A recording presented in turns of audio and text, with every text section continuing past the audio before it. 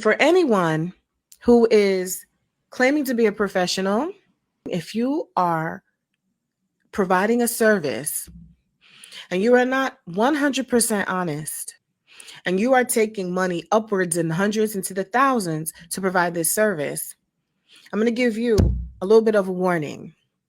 People are not dumb. People are getting smarter. And you really should reconsider whether you want to continue to do that. If you are not willing to invest in your skill, how much investment are you really going to be putting into your clients here? What you're saying is something interesting I wanted to mention. You said that they did not close up and interlock. So here's the main reason why I go hard on pros. If you are not investing in learning how to do the technique for the entire lock, and you're only learning how to do retightening and not really skillfully how to create that lock, you will be lost when it comes to doing putting the hair back together in areas where it needs to be, doing certain types of repair. And for me, that doesn't constitute a professional who's able to really fully do that service on a pro level. If it's your girlfriend and she said, I got your roots for you, but you got and you're gonna go to a pro, is different. But if they're like, I am a pro, but I have no idea how to create your lock properly from root to tip, that is really that really is a problem for me. If it's what you're doing for the roots, you should absolutely know how to do it for the whole entire lock, not just the roots.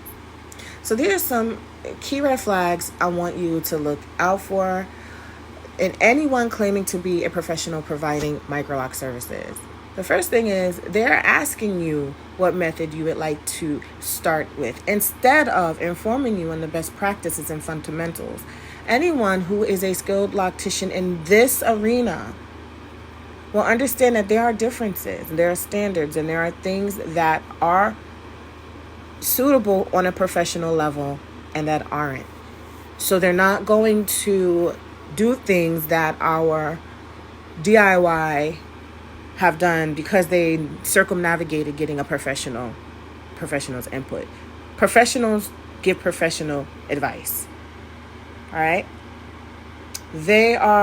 Or if there's anyone claiming to charge you to train you in a method to start microlocks, and they're saying 2-strand twist or braids or other methods that are not actually the ideal method to start locks on this size, they would have a solid understanding of that. Again, this is also feeding into distinguishing professionalism from DIY. Okay? DIY, circumnavigating or not understanding or not wanting to even invest in some of these standards and fundamental knowledge of size locks on this size.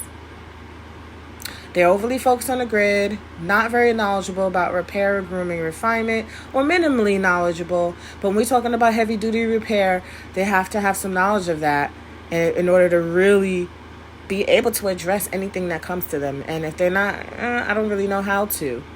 That's a huge red flag.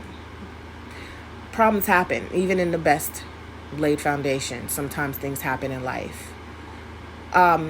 And they cannot show you long-term pictures or examples of hair started with the methods being taught. And there's a lot of installs and they may look great. Lighting may look great. Parting may look great. Where is that long-term? 5, 10, 15. Now, they may not be practicing for that long, and that's cool. But find those methods you're looking for. Look for those long-term results. Take a good look at them if you find them. And you'll have a better sense of what kind of quality, if that's what measures up to what you desire. And then lastly, they have not been able to address significant repair, which we talked about previously.